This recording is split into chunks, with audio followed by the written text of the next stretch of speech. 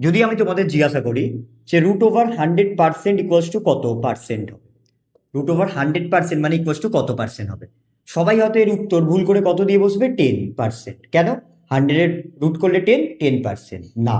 আমি যদি বলি এর অ্যান্সার 100% হবে, কি করে আসো দেখি। প্রথম 100% মানে পার্সেন্ট সাইনটা উঠলেই মনে রাখবো কি হয়, আপন 100 হয়।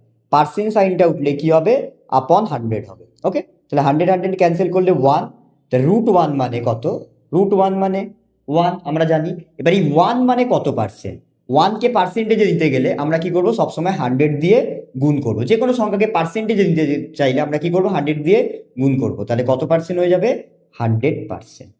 তাহলে √100% মানেও কত পার্সেন্ট হলো, 100%। আশা করি তোমাদের এরকম ট্রিক্স ভিডিও খুব ভালো লাগছে।